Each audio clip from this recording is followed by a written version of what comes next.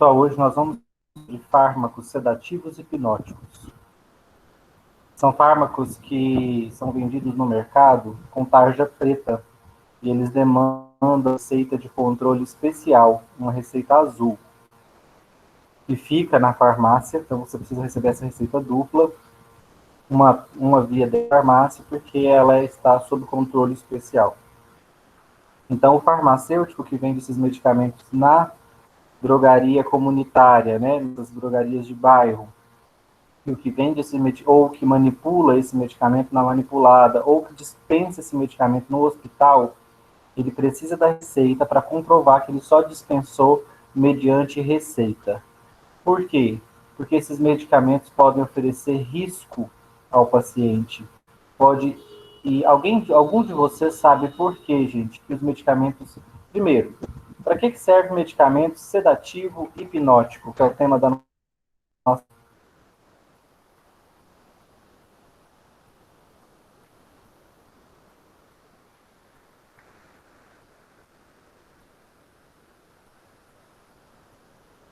Vamos, gente. Acorda aí para mim.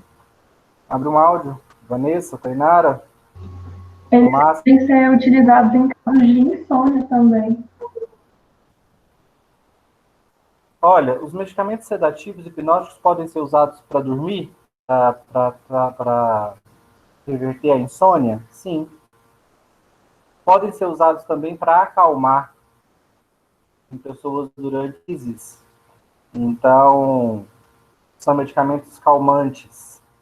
Vocês vão ver que eles são medicamentos também antiepiléticos, tratam convulsões, e eles são até mesmo anestésicos, medicamentos que provocam anestesia geral. Vocês vão ver que esses medicamentos, gente, eles são medicamentos que deprimem o sistema nervoso central. Então, quando eu falo em fármacos sedativos e hipnóticos, eu estou falando em fármacos que do sistema nervoso central. Como é que essa depressão do sistema nervoso central acontece?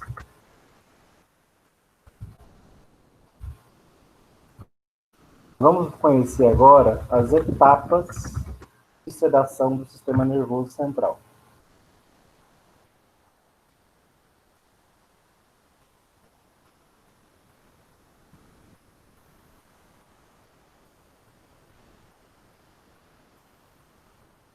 O sistema nervoso central, ele pode ser deprimido em etapas. Então, as depressões do sistema nervoso central começam com sedação e terminam com morte. Vocês vão notar, gente, que sedação é sinônimo para vocês de quê?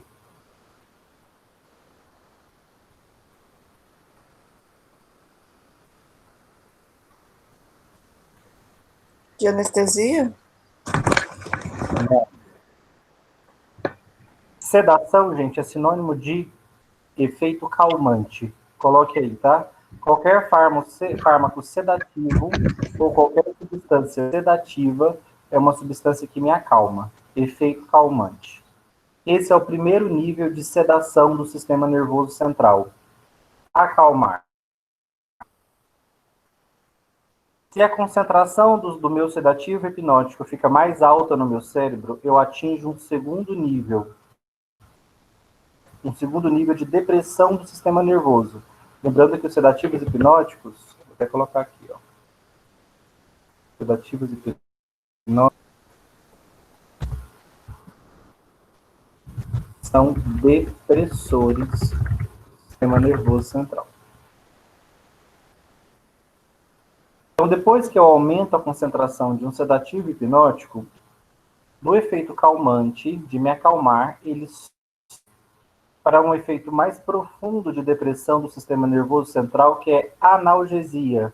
Ele reduz a minha percepção de dor. Da analgesia, se eu continuo aumentando a dose do meu fármaco, eu entro num estado de hipnose. Hipnose não é aquilo que vocês estão pensando, não, lá daqueles mágicos. Hipnose, gente, é sinônimo de sono. O indivíduo que entrou em hipnose, ele está dormindo.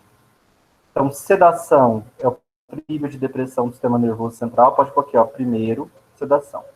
Se eu aumentar a dose, eu ganho, além de sedado, eu fico analgesiado, sem sentir dor. Se eu aumentar a dose, terceiro nível, além de calmo, sem sentir dor, eu começo a dormir. Hipnose. Se eu aumento ainda mais a dose do meu depressor do sistema nervoso central, eu entro num estado anestésico geral. Porque esse aqui, ó, são níveis de depressão do sistema nervoso central. Então eu entro num nível de anestesia geral. Se a minha dose ainda aumenta, eu entro num estado de coma. E o coma, gente, medicamentoso, ele é um estado limítrofe entre a e a morte. Né? Se essa concentração do fármaco continua aumentando, ele vai parar o meu sistema cardiovascular, porque meu sistema nervoso central é oprimido, eu perco o controle sobre a respiração e o batimento cardíaco. E com isso o indivíduo vai a óbito. Então, o sistema nervoso central tem vários níveis, e esses níveis são dose dependente. Então, um mesmo fármaco, eu posso conseguir todos esses farmacológicos aqui, e posso, inclusive, matar meu paciente. Então, o que eu quero que vocês aprendam? Que com sedativos hipnóticos, eu consigo desde sedar o meu paciente, desde acalmá-lo, até colocar ele para dormir, até anestesiá-lo durante um procedimento cirúrgico, mantê-lo em coma medicamentoso e até mesmo posso matá-lo se eu exagerar na dose, porque uma dose de um depressor do sistema nervoso central deprime a função cardiovascular. Então, a cardiorrespiratória. Então, vai a óbito. O motivo do óbito aqui é depressão cardiorrespiratória.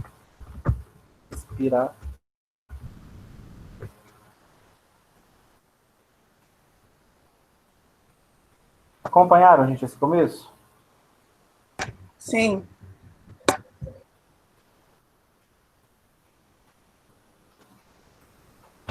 Então, vamos lá. Eu vou apresentar para vocês hoje qual que é do nosso cérebro, porque eu espero que vocês entendam que no nosso sistema nervoso central, eu não tenho só sinapses excitatórias. Nós não estamos o tempo todo estimulados. Nós não estamos o tempo todo acordados. Nós temos uma fase que nós estamos estimulados, atentos, acordados. Temos uma fase que nós estamos relaxados, em hipnose, dormindo, com as funções biológicas todas abrandadas. Então, o nosso sistema nervoso central, ele não permanece constantemente estimulado, constantemente ativado. O nosso sistema nervoso central tem neurotransmissores excitatórios, só que ele também tem neurotransmissores inibitória. Eu vou explicar para vocês aqui como se dá a principal via de neurotransmissão inibitória no sistema nervoso central. Os nossos neurônios, eles produzem uma substância que inibem a neurotransmissão no sistema nervoso central, ou seja, que deprimem o sistema nervoso central. Essa substância, ela promove sinapses inibitórias. Que substância é essa, gente? Alguns do nosso sistema nervoso central, a gente vai chamar eles, vou até colocar um nomezinho aqui para eles. Vamos chamá-los de neurônios GABAérgicos.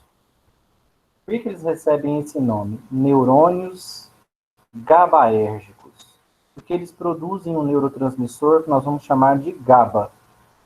GABA é nome de guerra, tá? É apelido para ácido aminobutírico. Mas não vou cobrar esse nome por enquanto, não. Vamos ficar com GABA. Então, os neurônios GABAérgicos, eles recebem esse nome porque eles produzem um neurotransmissor chamado GABA e liberam na fenda sináptica esse neurotransmissor, o GABA. Vocês vão notar aí, gente, que o GABA é o principal neurotransmissor inibitório do cérebro. Quando eu estou acordado, a minha neurotransmissão, quando eu estou acordado, atento, praticando atividade, a minha neurotransmissão GABAérgica está estimulada ou inibida?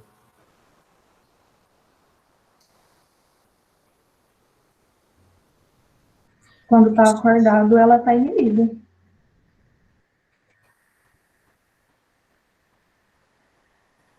Depende do sistema nervoso central, Quando eu estou acordado, ativado, fazendo atividade física, com o meu sistema nervoso central ativado, atento, a neurotransmissão GABAérgica está inibida, tem pouco GABA. E quando eu estou ali no finalzinho do meu dia, deitado na minha cama, ficando mais atento, cada vez mais sonolento, qual neurotransmissão que está se ativando no meu cérebro e está deprimindo o central? Qual o neurotransmissor que está começando a ser liberado em grande quantidade? GABA. GABA. Eu quero sempre que vocês pensem nisso. Eu tenho uma diversidade de neurotransmissores excitatórios. Eu tenho glutamato, que é excitatório. Eu tenho serotonina, que em várias situações é excitatória. Eu tenho acetilcolina, que em vários pontos, em vários processos do sistema nervoso central é excitatória. Que é excitatória em vários momentos. Eu tenho noradrenalina, que é excitatória por excelência. Eu tenho dopamina, ou excitatória. Então, quando eu falo dos principais neurotransmissores, dopamina, noradrenalina, acetilcolina, glutamato, estou falando de moléculas poderosamente estimulantes, excitatórias do sistema nervoso central. Se por um lado eu tenho muitas moléculas excitatórias, eu tenho poucas depressoras. E dessas poucas moléculas depressoras do sistema nervoso central, há um destaque para o GABA. O GABA é o mais potente neurotransmissor inibitório do sistema nervoso central. É a principal via de inibição do sistema nervoso central. A serotonina, em alguns processos, também é inibitória. Mas o GABA é, de longe, o neurotransmissor mais importante nos processos de depressão do sistema nervoso central. Vamos entender o que o GABA faz que torna ele um depressor do sistema nervoso central. Vamos começar com o seguinte. Quero que vocês vejam aqui, ó, que quando o neurônio que produziu o GABA, o que o neurônio faz? Aqui, ó, PABA sendo transformado em GABA. Por quê? Porque os neurônios usam uma substância presente na nossa dieta, o aminobenzoico, e usa o ácido para-aminobenzoico para produzir o GABA, que é o ácido gama-aminobutírico. Eu gosto de mostrar estruturas.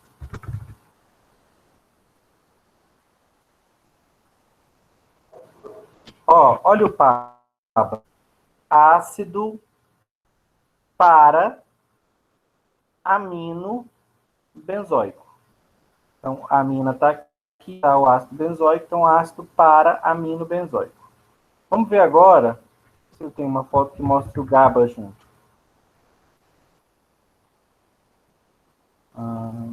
Os dois juntos não. Deixa eu mostrar então só o GABA.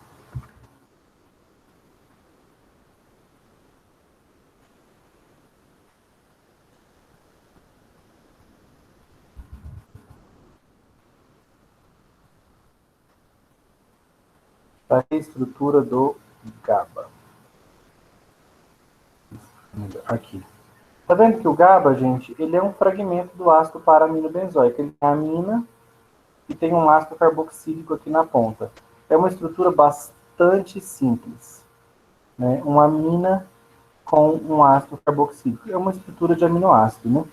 Então, o GABA, essa estrutura aqui, é produzida a partir do ácido para-aminobenzoico. Então, é uma substância que a gente ingere na dieta. Ela é distribuída pelo sistema circulatório, vai lá para o sistema nervoso central e lá os neurônios vão usar a PABA para produzir. O GABA, quando ele é liberado por um neurônio GABAérgico na fenda sináptica, ele se liga num receptor nos neurônios pós-sinápticos. Esse receptor é usado de GABA-A, porque gera muita confusão nos alunos, tá, gente? O neurotransmissor é o GABA. O receptor do GABA se chama GABA-A. Receptor do GABA do tipo A. Tá bom? Então não confundam. GABA-A é o receptor do... É a proteína que está na membrana do neurônio, onde o GABA se liga. Então o GABA se liga no GABA-A. O GABA, neurotransmissor, se liga no receptor GABA do tipo A. Receptor do GABA do tipo A. Por isso que ele é chamado de receptor GABA-A. Então não confundam, tá? GABA-A é receptor. GABA é o neurotransmissor. O que acontece quando o GABA se liga no receptor GABA-A? A gente é um canal de cloreto. Quando o GABA se liga nele, o GABA-A se abre. E com isso o cloreto começa a entrar dentro. Qual que é a carga do cloreto?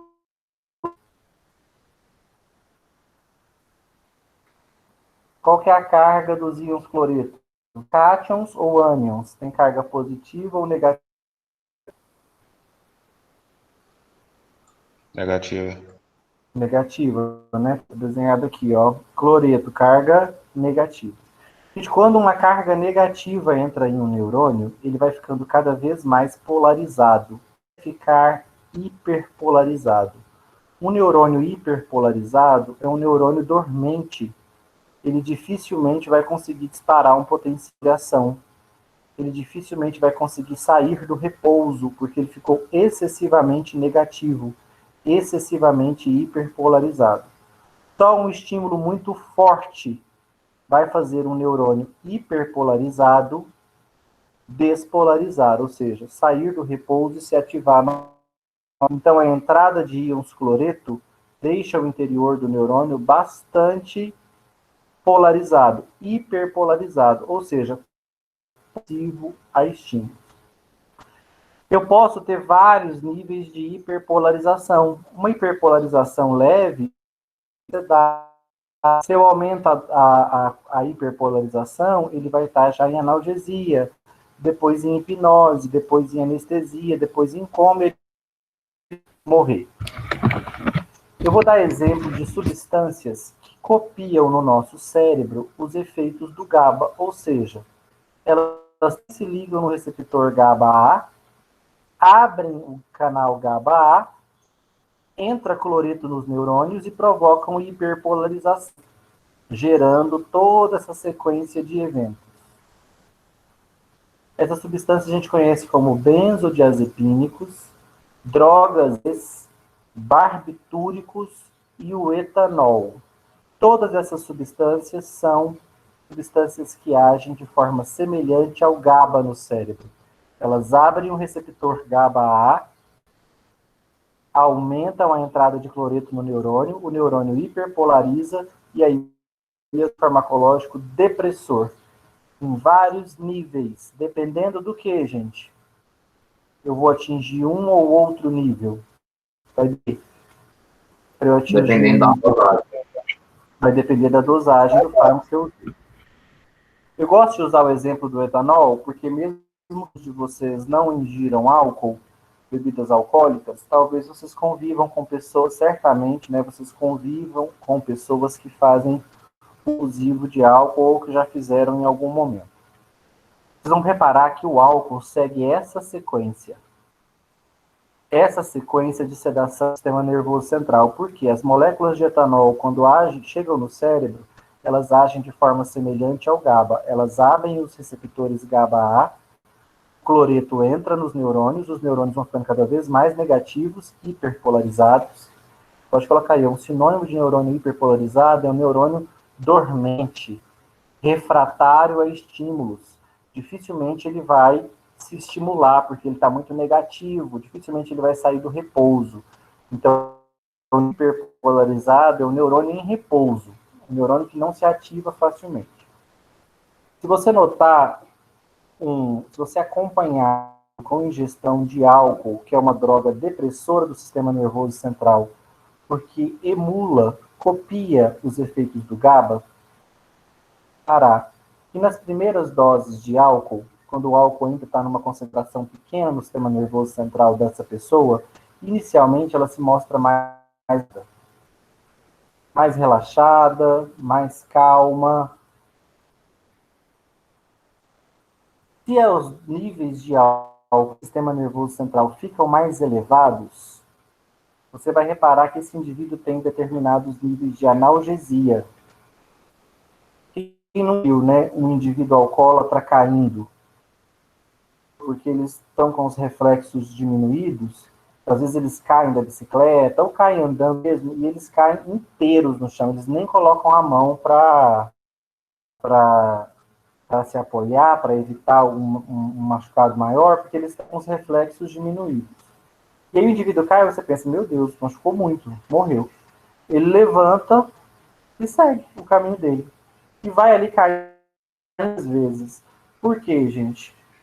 Porque ele não está gritando de dor depois de uma queda, uma pancada daquela que eles levam no chão.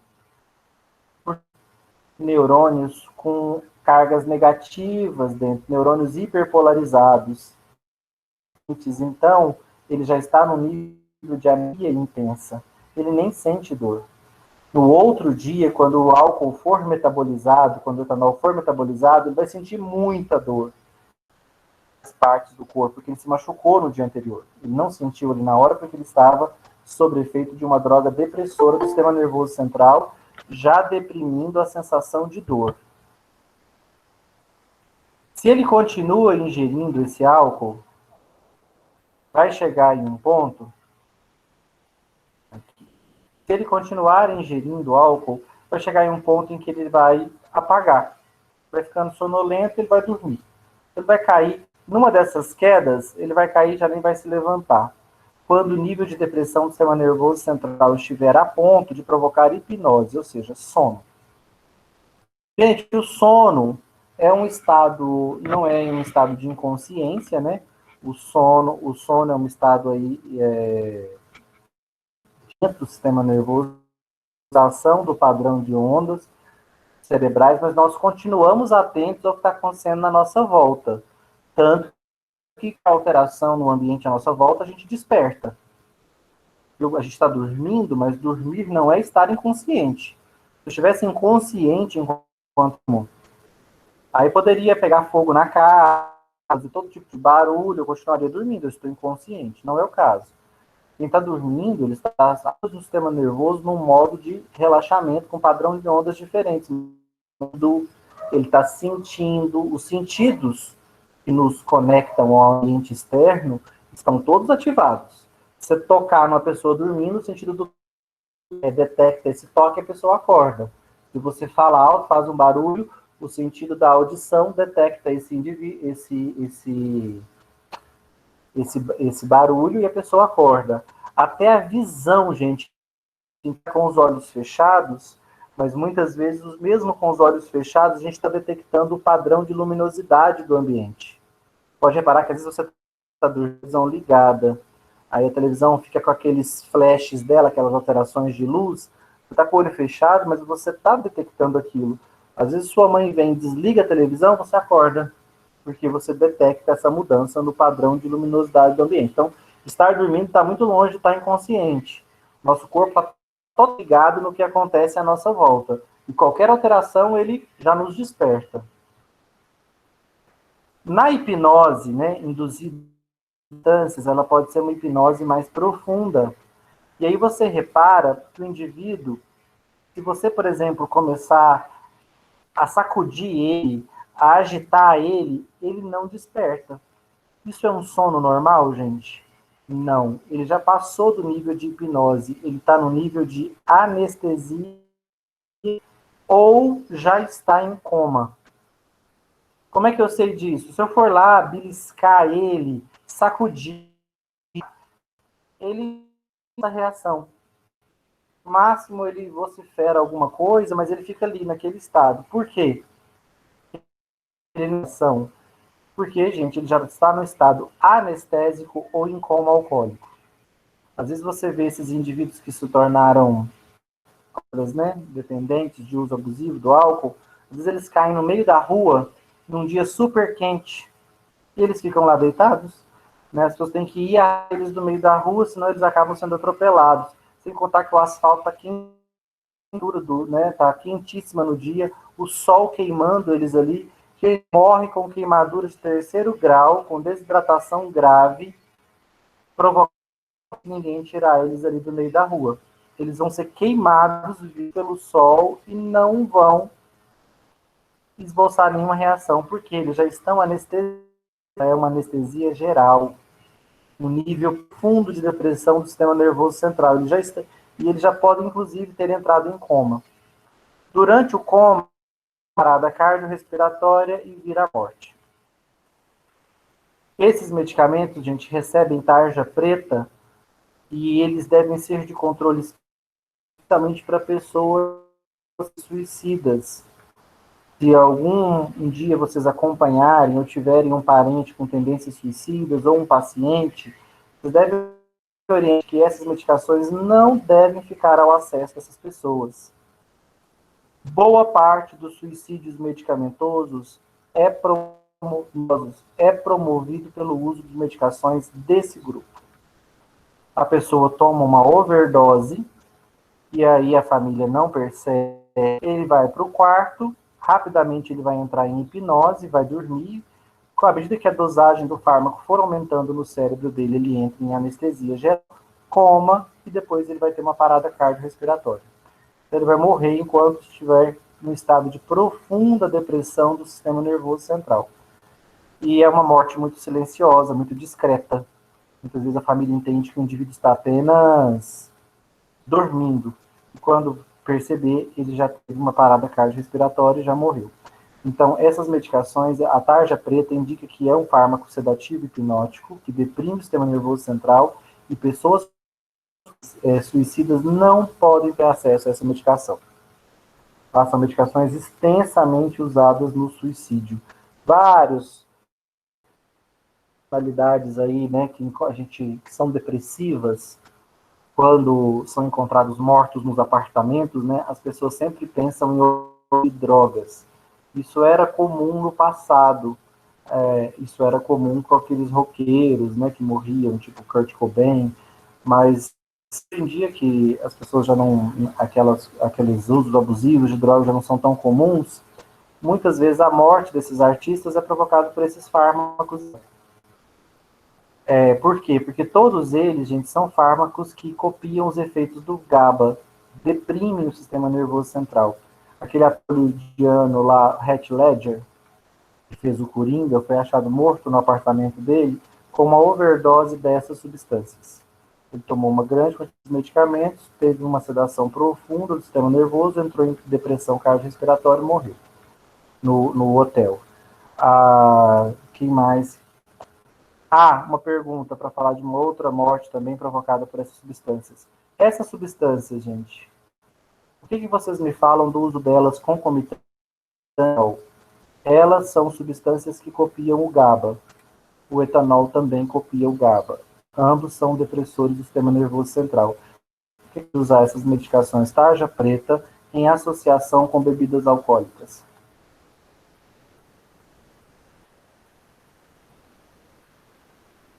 Só aumenta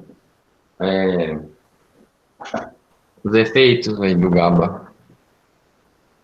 Concorda que eu estou potencializando os efeitos de hiperpolarização, os efeitos depressores do sistema nervoso central?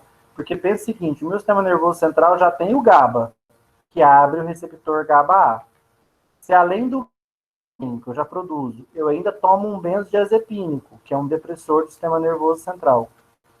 Se junto eu tomar álcool, que é mais outro depressor do sistema nervoso central, eu vou ter o meu depressor endógeno, que é o GABA, o meu fármaco, que é o benzodiazepínico, e mais a droga de abuso, o etanol.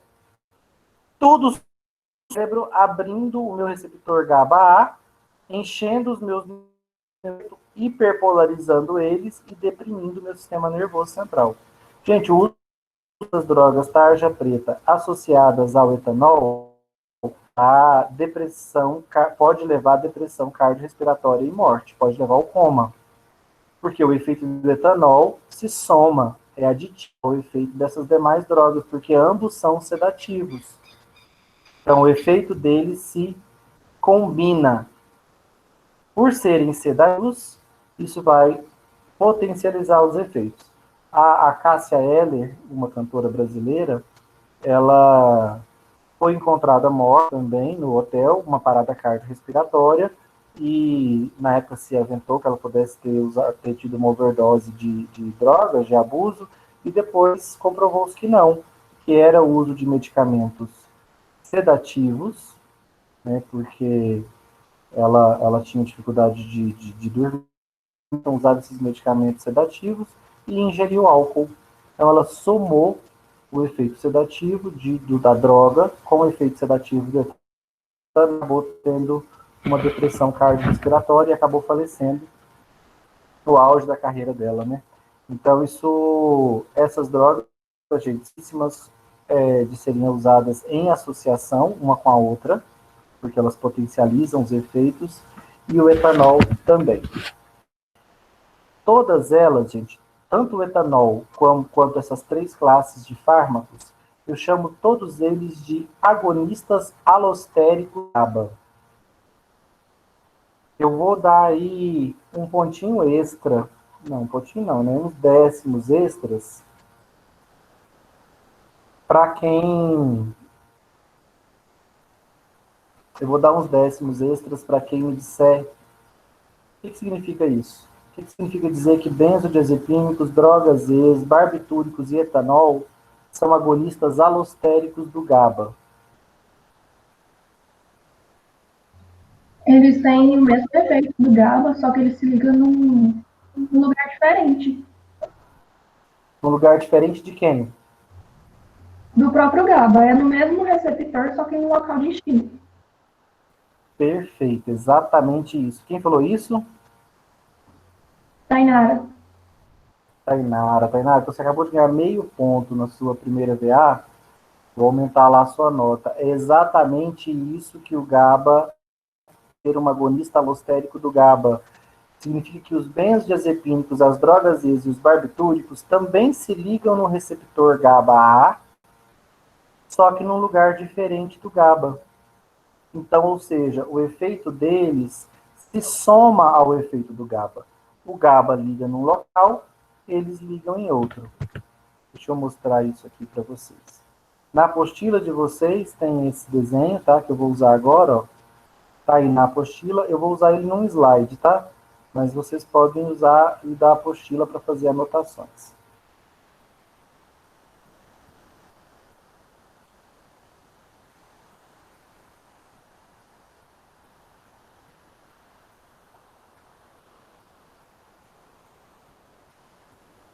Vamos lá, pessoal. Aqui eu tenho uma membrana plasmática, os fosfolipídios, né? A bicamada de fosfolipídios, eu estou representando. Isso aqui é a membrana de um neurônio. Eu estou representando o receptor GABA-A. Isso aqui tudo é o receptor GABA-A. Reparem, ó, que o receptor GABA-A é uma proteína que atravessa a membrana e ele é um canal de cloreto. Ó. Olha quem está passando por dentro dele, ó, Cl-, cloreto. Quando o GABA-A está aberto, o cloreto atravessa e atravessa a membrana, né, por dentro do canal, e dentro do neurônio ele provoca a hiperpolarização, ou seja, deixa o neurônio refratário a estímulos, mantém ele em repouso. Quais são as drogas que fazem isso, gente? Primeiro, qual substância que mantém esse canal aberto? O GABA. Reparem que o GABA pode ser diferentes, ó, tanto na subunidade beta quanto na alfa do receptor GABA-A. Então vamos lá, não buga. Receptor GABA-A, neurotransmissor GABA. Então aqui está vendo o GABA, o neurotransmissor, se liga nesse ponto do receptor A. E o GABA ainda consegue se ligar num outro ponto do receptor GABA-A. Tá vendo onde o GABA se liga? Reparem, ó, que os benzodiazepínicos, como o diazepam, e as drogas ex, como o zolpidem, também se ligam no receptor GABA-A, só que olha aqui, ó, os benzodiazepínicos se ligam aqui e o zolpidem se liga aqui. Gente, é no mesmo receptor GABA-A? Sim. É no mesmo lugar que o GABA se liga? Eles competem com o GABA ou eles se ligam no GABA-A num lugar diferente? Lugar diferente. Lugar diferente. Então, eu posso ter o GABA ligado e, ao mesmo tempo, ter o meu benzodiazepínico ligado? Posso ter o meu GABA ligado e o meu diazepam ligado? Sim. Sim. Posso ter o GABA ligado, o diazepam ligado e o zolpidem ligados? Pode. Sim. Olha os barbitúricos. Os barbitúricos se ligam no meio do canal, bem distante, né, de onde o GABA se liga e bem distante de onde os benzodiazepínicos se ligam. Os barbitúricos fecham, abrem o canal se ligando aqui no meio, ó. Então eu posso ter o GABA ligado e ao mesmo tempo barbitúricos. O etanol, o sítio exato de ligação dele nós não sabemos, mas a gente sabe que ele também liga-se nesse canal e também abre o canal de cloreto, também abre o GABA-A. O GABA-A é um canal de cloreto. O etanol, a gente não sabe exatamente o ponto, por isso que ele não está dentro aqui, mas o etanol também promove a abertura desse canal e entrada de cloreto no neurônio, hiperpolarização, deprimindo o sistema nervoso. Então, gente, por isso que esses fármacos, os benzodiazepínicos, os zolpidem e são fármacos depressores do sistema nervoso central. Eles abrem o canal GABA-A, mas eles são agonistas alostéricos do GABA. Por que alostérico? Porque é o mesmo receptor que o GABA, mas em locais diferentes de onde o GABA se liga. Então, o efeito deles pode se somar ao GABA. Então, olha que louco. Se o paciente toma diazepam, o diazepam vai ligar aqui. O GABA que ele produz já está ligando no liga normalmente. Aí eu tomo o diazepam se liga aqui. Aí eu tomo um barbitúrico, o barbitúrico se liga aqui. Ou seja, eu mantendo esse canal aberto em 3 pontos diferentes. O efeito dele se soma. Isso é perigosíssimo, que eu posso ter uma depressão profunda do sistema nervoso central. Então, por isso que eu não associo esses medicamentos. Ou eu tomo um, ou eu tomo outro. Vou voltar aqui para o nosso slide para eu mostrar para vocês quem são esses fármacos, né? Quem são os benzodiazepínicos. Os benzodiazepínicos são talvez os mais populares dessa classe, tá? De fármacos sedativos hipnóticos.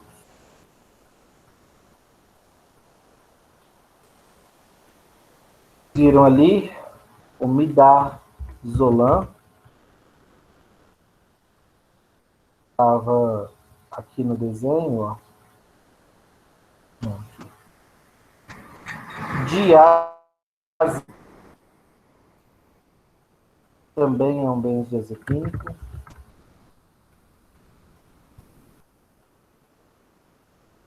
Conhecem que é benzodiazepínico? Conhecem algum? Alprazolam. Alprazolam. Alprazolam é vendido com a marca Frontal, é o medicamento de referência. Mas hoje em dia existem vários genéricos e similares, né? Mas o medicamento de referência é o alprazolam. O diazepam, bastante famoso em filmes nos Estados Unidos, quando você vê alguma pessoa sedada, normalmente eles estão usando, nos Estados Unidos ele se chama Valium. Buscopan? Outro muito famoso, bromazepam. O bromazepam é vendido no Brasil, a marca mais conhecida é o Lexotan, mas genéricos e similares dele hoje em dia. E talvez o mais famoso deles, o clonazepam. O clonazepam é o famoso trio, também muito popular no Brasil. Hoje em dia, claro, né, tem vários genéricos e similares, são semelhantes ao Rivotril. Então, esses são os benzodiazepínicos mais usados, tá? Midazolam, gente, vai ser usado basicamente com o objetivo de obter anestesia. Se vocês já assistiram a aula de farmacologia da dor, que eu postei ontem, quando vocês assistirem, vocês vão ver que lá eu falo dos analgésicos opioides, como a fentanila, que bloqueiam a dor. O midazolam a gente usa junto com a fentanila para promover anestesia geral. Vou falar disso depois, talvez na próxima aula. Midazolam é muito usado em processo anestésico, diazepam também. Bromazepam e clonazepam, gente, eu uso para quê, principalmente? Buscando qual efeito?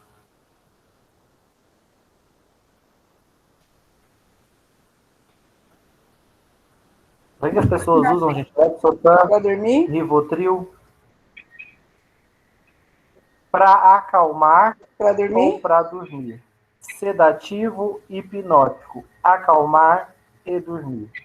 Sedativo, hipnótico. Sedativo, acalmar. Hipnótico, dormir. Esse é o grande efeito farmacológico desses medicamentos.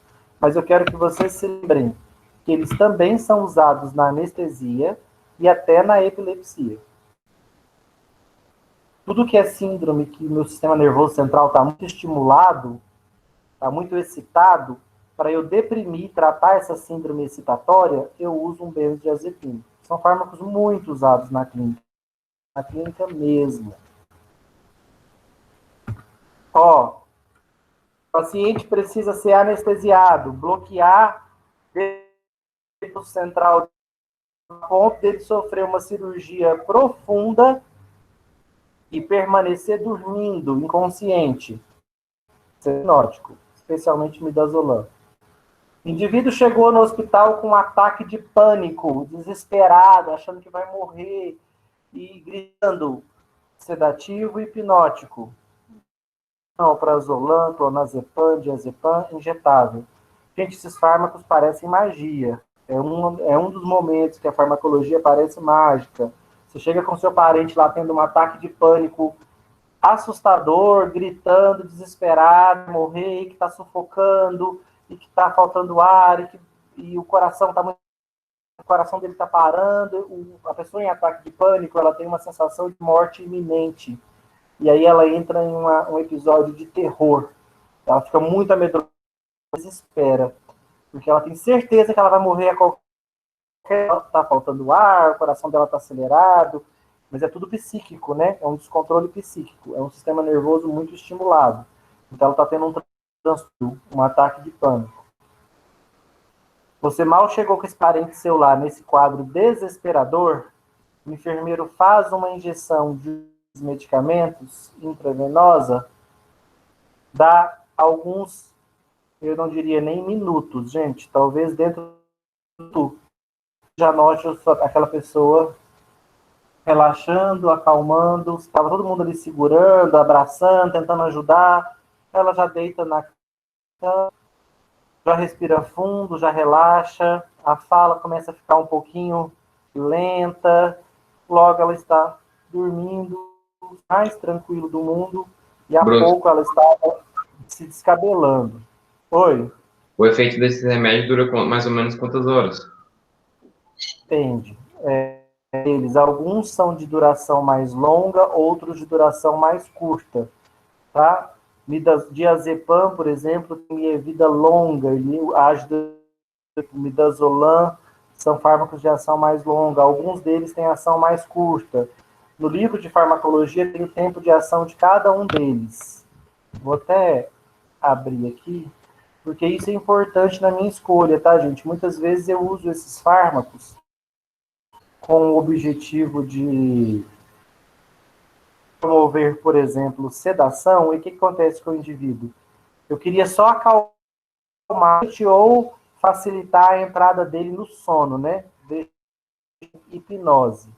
O que vai acontecer com muitos indivíduos? Eles tomam uma muito alta e aí eles dormem a noite toda, mas no dia seguinte eles acordam sonolentos. O que significa? Que usou um fármaco de meia-vida muito longa. E aí, por isso, ele fez o efeito e ainda fez um efeito prolongado, além do desejável. Né? Fez efeito até o dia seguinte. Depois dos benzodiazepínicos, surgiu uma nova classe que a gente chama de drogas Zs. No Brasil, se não me engano, a única droga Z comercializada é o Zolpidem. Eu tenho que confirmar no site da Anvisa, porque isso sempre muda, né? Mas além do Zolpidem, a zopiclona e azaletlona. Zolpidem, zopiclona, como são todas com Z, elas foram batizadas como drogas Z, mas são sedativos hipnóticos, tá? Tal como os benzodiazepínicos. Esse slide mostra, inclusive, a estrutura para vocês, ó. Olha a estrutura, o anel base de um benzodiazepínico.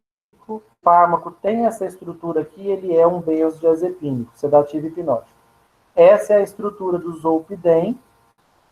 Lembra o benzo, mas é uma estrutura diferente, por isso está numa classe diferente. Mas ambos são sedativos hipnóticos. Ambos se ligam no receptor GABA-A, abrem no canal de cloreto e promovem hiperpolarização. Né? Tem efeito aditivo ao GABA, são agonistas alostéricos do GABA. Fenobarbital, aqui está a estrutura de um barbitúrico, tá, gente? Esse aqui é o anel, o ácido barbitúrico, que dá origem a toda a classe dos barbitúricos. O fenobarbital é um dos barbitúricos mais conhecidos, mas eu vou colocar outro exemplo.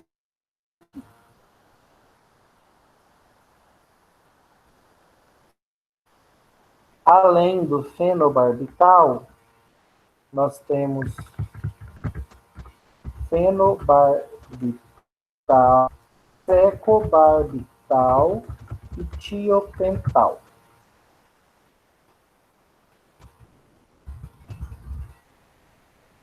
Esses são alguns dos barbitúricos. Até aqui, gente, dúvidas? Conhecem esses fármacos? Viram esses tarja preta? Já usaram?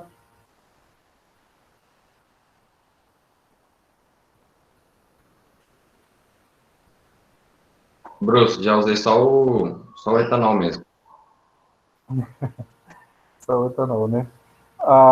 Que bom. Porque, gente, são perigosos. Esses são medicamentos, gente, para usar na crise. Eles não são medicamentos para uso crônico, porque no uso crônico eles oferecem grandes perigos. Grandes. Vamos lá.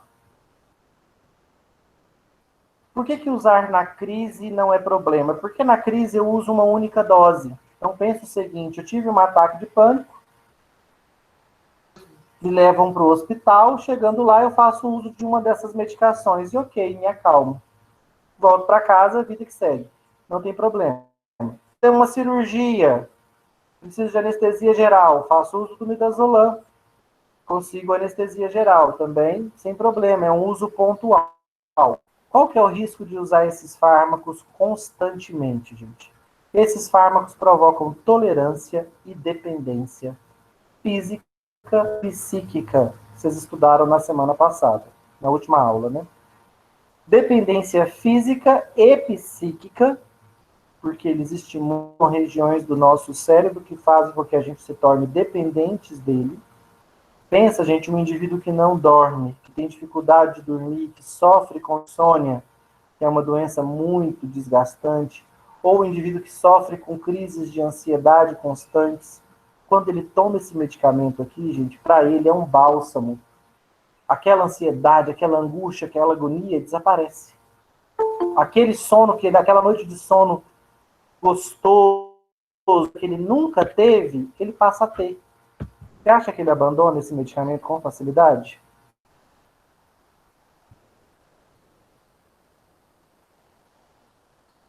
Não. Vocês acham que abandona, gente?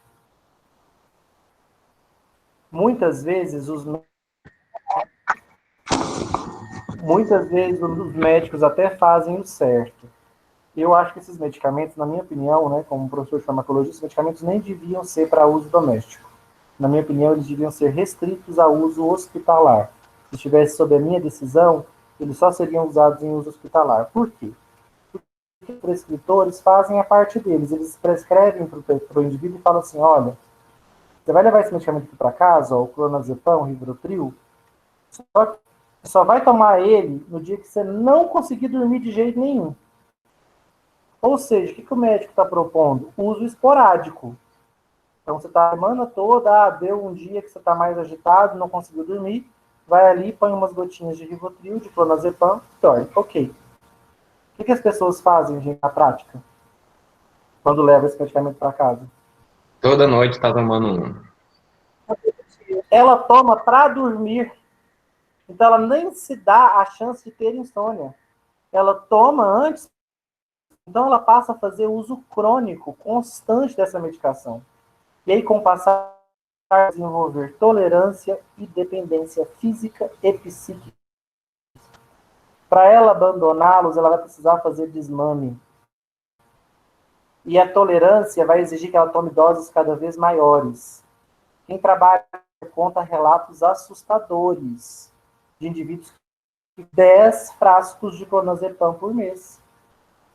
O consumo mensal dele. Ah, ele está desviando a droga, tomando.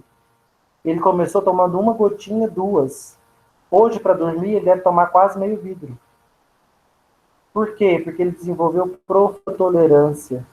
A dosagem que fazia efeito farmacológico nele anteriormente, hoje em dia não faz nem cócegas. Ele precisa de uma dose maior para manter o efeito que ele tinha antes. E quanto maior a dose que ele toma, mais ele se expõe à dependência física e psíquica da droga. Gente, esses medicamentos são tarja preta por conta disso. Tá?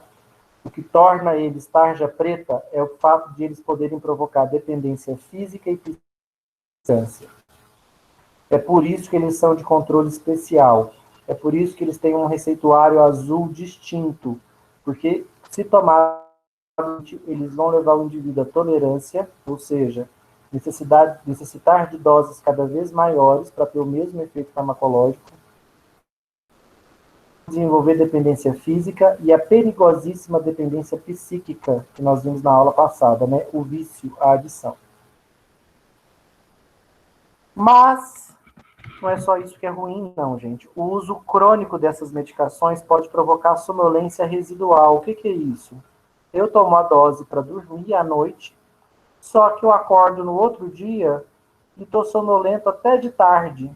O que é isso? Sonolência residual, ou seja, sonolento além do necessário. Perigoso?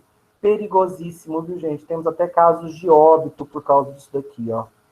Especialmente em idosos que não podem sofrer quedas, porque já estão mais frágeis, eles ficam sonolentos, ficam desatentos, caem de escada, sofrem quedas perigosas na rua, se machucam, tem traumatismo craniano por conta de sonolência residual. Parece uma reação adversa tão simplesinha, né? Ah, eu fico sonolento no outro dia. Não, gente, sonolência é desatenção. Num idoso pode representar uma bacia quebrada, um fêmur quebrado, braço quebrado, craniano e até morte, por conta das quedas que esses medicamentos provocam. Mas agora eu vou contar para vocês a mais assustadora história relacionada a esses medicamentos. Esses medicamentos, gente, eles geram um apocalipse zumbi medicamentoso. Eles podem dar esse quadro aqui, ó, amnésia com sonambulismo. Amnésia anterógrada, se vocês quiserem colocar aí. Amnésia anterógrada. Alguém sabe o que é isso? Amnésia anterógrada?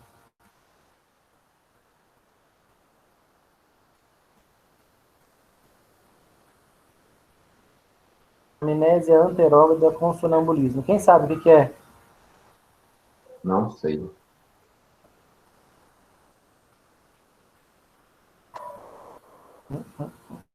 Deixa aqui.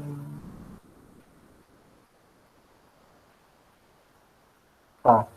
Pessoal, extremamente perigosos no uso crônico, porque se você se intoxica com eles, começa a usá-los cronicamente, o que vai acontecer com esse paciente? Primeiro, a memória, a concentração do paciente preservadas ou bloqueadas? Bloqueadas. Completamente bloqueadas. Se você tem um avô, uma avó em uso crônico dessas medicações, já com tolerância, já dependente de benzodiazepínicos, por exemplo, ou de zolpidem, muitas vezes você vai na casa, alguém recebe visitas, a avó fica ali com a pessoa, de repente a pessoa sai e sua avó fica assim, Cadê fulano? Fala, olha, mas já foi embora, acabou de se despedir da senhora. Até a memória de curto prazo, a gente fica debilitada. Mas a amnésia anterógrada, vocês vão anotar aí, que é e sonambulismo, o que significa? As pessoas em uso desses medicamentos crônicos, quando elas já estão intoxicadas por esses medicamentos, usando eles constantemente, elas não ficam mais plenamente acordadas. Ou seja, sonâmbulas. Elas agem num estado entre e a vigília, ou seja, num estado de sonambulismo. E por que elas têm amnésia anterógrada junto com o sonambulismo? Porque elas não se lembram de nada que elas durante esse evento. E aí, gente, não é pouco perigoso, não, é muito perigoso. Eu vou contar algumas histórias para vocês. O indivíduo acorda, no dia seguinte pega o celular, tá lá um saque na conta dele de R$ 500, uma mensagem do banco. Ele vai ao banco, quebra o pau, dele foi clonada, e ele não saiu de casa no dia anterior, e que sacaram R$ 500 da conta dele, e cancela cartão. O banco abre aquele procedimento, né? Os caixas têm filmagem, e na hora da filmagem, quem aparece lá sacando dinheiro no dia e hora? A pessoa. Mas ela fala, não, eu não saí de casa. Fiquei em casa o dia todo, eu não vim ao banco. Gente, ela saiu, ela dirigiu, ela sacou dinheiro, ela voltou para casa num estado de sonambulismo com amnésia anterógrada. Ela não se lembra de nada do que ela fez. Muitas vezes em casa, essas pessoas acordam com um desconforto gástrico muito intenso. Gente, eles cozinharam à noite, fazem comida, comem outra vez durante a noite, ou eles assaltam a geladeira, no outro dia eles não se lembram de nada. Por que isso começou a ficar grave? Isso foi um efeito que nós sempre observamos com os bênicos, nós sempre observamos isso aqui com essa turma. E aí surgiram as drogas ex, como o Zolpidem. A indústria farmacêutica propagandeou como uma evolução dos benzodiazepínicos. Um benzodiazepínico que não provocaria tolerância e dependência, que em doses altas não levaria ao coma e à morte, e que portanto, né, seria uma evolução dos benzodiazepínicos. O problema é que as drogas estão se mostrando cada vez mais, elas são mais recentes, né? Mas cada vez mais se acumulam relatos na literatura de que elas provocam até mais benzodiazepínicos amnésia anterógrada com sonambulismo, ou seja, elas geram esses zumbis. Gente, isso é perigoso? Perigosíssimo. Não sei se vocês acompanharam em Anápolis no ano passado, era inclusive um amigo meu, um rapaz que foi morto na altura ali, atropelado por um cara que estava dirigindo um carro, entrou na contramão e acabou atingindo o rapaz, mais um outro homem, matou na hora o rapaz e machucou bastante o outro cara. Gente, ele não estava acordado dentro do carro. Você olha o acidente, ele entra na Brasil, na contramão, em frente ao um lugar extremamente movimentado, o carro vai em direção à grade, você não vê nenhuma marca de freada. Ele olha no interior, ele não estava acordado dentro do carro. E depois foi se estudar, ele estava sob o efeito de drogas depressoras do sistema nervoso central. O negócio foi ficando ainda mais feio, porque o que começou a acontecer? Nos Estados Unidos, as pessoas começaram a relatar vários problemas.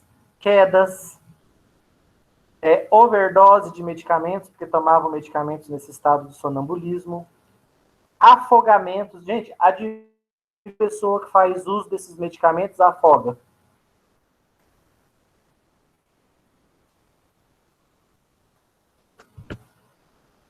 Vocês acham que acontece situações de quase afogamento?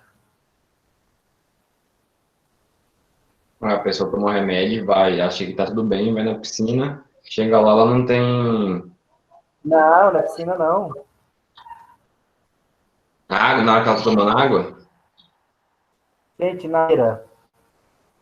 vários relatos de afogamentos ou de quase afogamentos na banheira. A pessoa está na banheira e ela está aquecida que ela afunda, adormece, escorrega e começa a afogar.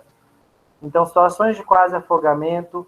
No caso dos Estados Unidos, gente, muitas pessoas perderam membros, dedos dos pés, das mãos. Sabe por quê? Porque saíram de casa nesse estado de amnésia, com sonambulismo, durante o inverno, sem estarem agasalhados adequadamente. A pessoa acorda, abre a porta de casa e sai. Só que num local onde tem neve, né, e frio extremo, o indivíduo, se não estiver agasalhado corretamente, ele volta para casa sem nariz, sem dedo, e aconteceu vários relatos desses lá nos Estados Unidos. Para piorar tudo, começou alguns assassinatos. Os indivíduos começaram a alegar que cometeram sob efeito desses medicamentos, que não se lembram de ter atirado, que não se lembram de ter matado a pessoa. Então isso ganhou até mesmo os tribunais. Gente, isso acontece no Brasil aos montes, tá? Aos montes. Acontece o tempo todo no nosso país. Atropelamentos, acidentes graves de trânsito, queimaduras, quedas, lesões corporais graves, provocado pelo uso crônico desses medicamentos, gerando amnésia anterógrada com sonambulismo. Portanto, gente, esses medicamentos deveriam ser usados de forma aguda, pontual. Crise de pânico? Ok. Crise de epilepsia? Ok. Precisa fazer uma cirurgia, uma anestesia geral? Ok. Pontualmente. Num mês, um dia na semana? Ok. O que eu não posso fazer, gente? Fazer uso crônico desses medicamentos. Na próxima aula, a gente vai para o tratamento da ansiedade. E vocês vão ver que a ansiedade é uma doença crônica, mas eu não trato ansiedade com isso aqui, não. Nós temos milhões de brasileiros tratando ansiedade com sedativos hipnóticos. Não! Ansiedade eu trato com ansiolíticos, antidepressivos. Vamos uma aula. Se a pessoa, durante o tratamento, tiver um ataque de pânico, um ataque de transtorno de estresse pós-traumático, se essa pessoa tiver um ataque, aí sim ela vai fazer uso disso daqui para controlar a crise pontual. Depois ela volta para o medicamento ansiolítico que ela usa constantemente. No Brasil, nós temos uma troca, tá, gente? As pessoas estão tratando insônia com sedativos hipnóticos e estão tratando ansiedade cronicamente com sedativos hipnóticos. Erradíssimo, tá? Primeiro porque uma coisa importante você saber, não é doença, tá? Insônia é sintoma na imensa maioria dos casos. Raramente é a doença primária. Raramente, quase nunca. Normalmente a insônia é sintoma de uma outra patologia, como a depressão ou a ansiedade, por exemplo. Então, eu não trato insônia, gente. Eu trato a doença que provoca a insônia. E o melhor medicamento para a insônia sequer é um medicamento. Vocês sabem qual é o melhor remédio cientificamente comprovado para tratar insônia, dificuldade de dormir? Não é um medicamento, é um remédio. Exercício físico? Oi? Exercícios físicos? Atividade física. Intensa? De forma nenhuma. Atividade física leve já é suficiente para normalizar o sono da grande maioria dos pacientes. Então, gente, as pessoas, elas querem o medicamento, porque elas não querem mudar estilo de vida, mas o melhor, isso cientificamente largamente comprovado, o melhor remédio para normalizar os ritmos do sono, a entrada no sono, é cansar o seu corpo ao longo do dia com atividade física. Pode ser uma simples caminhada, o indivíduo já percebe claramente uma diferença na sua qualidade do sono.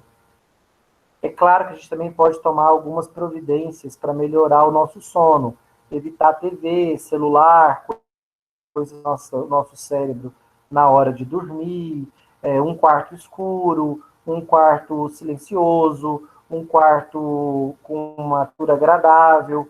Então, essa coisa que a gente chama de higiene do sono, qualidade do sono, se a gente cuida desse aspecto, a gente promove um sono mais adequado. Um colchão, tudo isso somado a uma atividade física, gente, restariam muito poucos indivíduos com insônia. Muito poucos indivíduos com insônia. Se nós cuidássemos da atividade física e da qualidade do ambiente onde a gente dorme, né? Sem luzes, com temperatura agradável, com um bom colchão, silencioso, cheiroso, tudo isso nos ajuda a ter uma qualidade maior de medicação. Infelizmente, as pessoas recorrem diretamente à medicação para insônia, como se insônia fosse uma doença primária. Ela não é. Normalmente, raramente é. Normalmente ela é secundária a uma outra patologia. Então, muitas vezes, eu nem preciso da medicação para insônia. Eu trato a depressão, eu trato a ansiedade e o indivíduo volta a dormir normalmente. Porque eu trato a causa. A insônia, na grande maioria dos casos, é sintoma e não doença primária.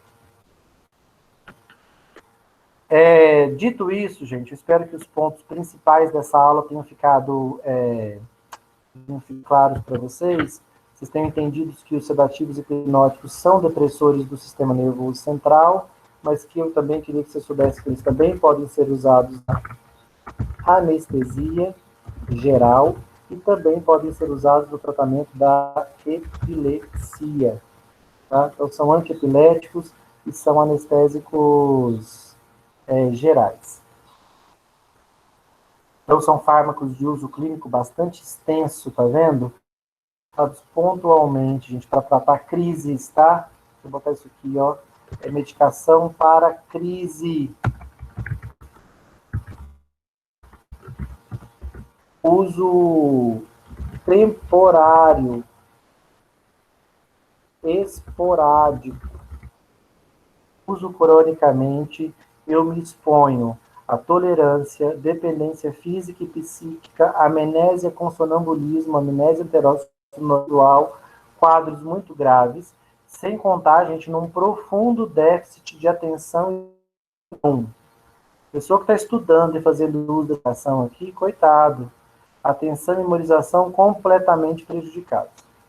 Para a gente terminar a nossa aula, para que vocês conheçam o flumazenil. Vou mostrar aqui o flumazenil. O flumazenil é um salvador de vidas. Por quê? Ele é um antagonista GABAérgico. O que significa? Tomei uma overdose de benzodiazepínico, sou um suicida. Ou tomei uma overdose de zolpidem. Qual que é a chance de me salvar quando eu chegar no hospital, para que eu não tenha uma depressão profunda do sistema nervoso central e uma parada cardiorrespiratória? A minha é o uso de zolpidem, uma droga que compete com os benzodiazepínicos, compete com as drogas Z e tem efeito. Se essas duas abrem o canal de cloreto, o flumazenil fecha. Mantém o canal de cloreto fechado. Deixa eu fazer mil aqui, porque ele salva vidas em muitos e muitos hospitais, mundo afora.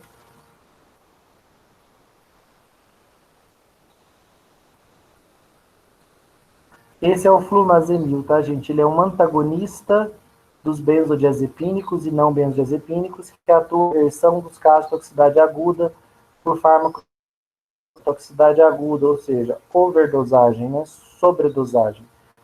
Então, eu uso flumazenil no hospital para tentar reverter os efeitos. Ele fecha canais de sódio. E uma consideração super importante é vocês notarem isso daqui, ó. O flumazenil, o antagonista, é no mesmo lugar que os benzodiazepínicos e os zolpidem. Reverte os efeitos dos benzodiazepínicos e do zolpidem, porque eles competem pela ligação no mesmo lugar do GABA-A. Reparem, gente, não reverte os efeitos dos barbitúricos. Por isso que os barbitúricos são perigosos, perderam espaço na clínica, quase não são mais usados. Por quê? Porque uma vez que eu use barbitúrico em excesso, eu não consigo reverter o efeito dele com flumazenil. Flumazenil não é antagonista túricos, porque os barbitúricos se ligam num lugar muito diferente. O flumazenil só reverte os efeitos dos benzodiazepínicos e dos zolpidem. Vai aí na sua apostila, então, ó, escreve aqui no flumazenil que ele é um antagonista do GABA, mas só dos benzodiazepínicos e dos zolpidem. Ele não é antagonista dos barbitúricos. Tá? Então, aí na sua apostila, coloca essa informação.